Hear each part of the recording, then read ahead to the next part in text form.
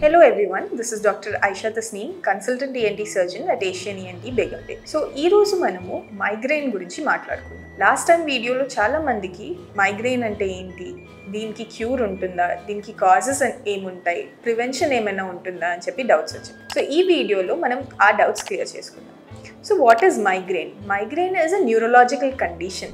దీంతో ఏమవుతుందంటే మనకు కొన్ని ట్రిగర్ ఫ్యాక్టర్స్ వల్ల సివియర్గా వన్ సైడ్ హెడేక్ వచ్చి మన కన్ను ముందు ఫ్లాష్ లైట్స్లా రావడం, లేకపోతే బ్లైండ్ స్పాట్స్లా అపియర్ అవ్వడం, లేకపోతే దాంతో పాటు నాజియా అండ్ వామిటింగ్స్ కూడా ఉండే ఛాన్సెస్ ఉంటాయన్నమాట. దీన్ని మనం మైగ్రేన్ హెడేక్ అంటాం. సో దీనికి కాజెస్ ఏముండొచ్చు అంటే బేసికలీ మనకు ఈ మధ్య కాలంలో లైఫ్ స్టైల్ చేంజెస్ వల్ల సివియర్ స్ట్రెస్ అండ్ యాంగ్జైటీకి గురవుతున్నాం. So that is the first most important cause of migraine. And ఇంకోటి ఏంటంటే మనం బ్రైట్ లైట్స్కి ఎక్స్పోజ్ అవ్వడం, లేకపోతే స్ట్రాంగ్ స్మెల్స్కి ఎక్స్పోజ్ అవ్వడం కూడా ట్రిగర్ ఫ్యాక్టర్స్ అవుతాయి అన్నమాట.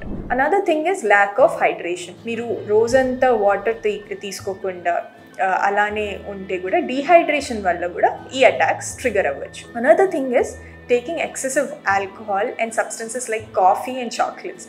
బికాస్ చాలా మంది అనుకుంటారు హెడేక్ వచ్చిందంటే చాక్లెట్ అయినా కాఫీ అయినా తీసుకుందాము అని. But these are also a triggering factor for migraine. This migraine మనకు డిఫరెంట్ ప్రకారంగా ఉంటుంది అనమాట. One with aura.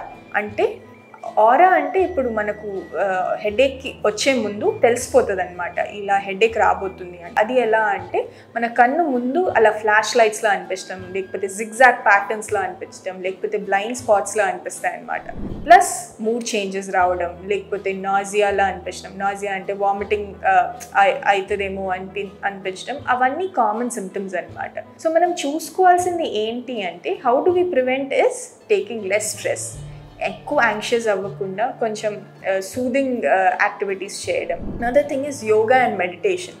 That is also very important in the treatment of migraine. ఎందుకంటే మీరు ఎంత కామ్ ఉంటారు, ట్రిగరింగ్ ఫ్యాక్టర్స్ అంతా యాక్టివేట్ అవ్వకుండా ఉంటాయన్నమాట.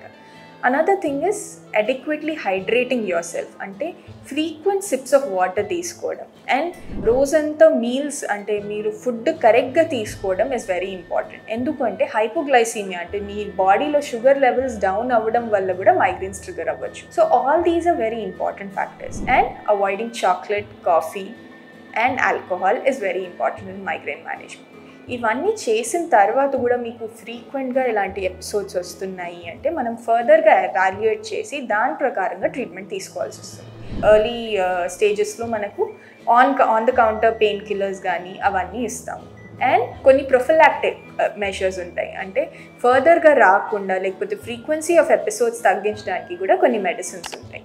So if you're suffering with migraine, please visit the hospital and get yourself treated as early as possible. Thank you.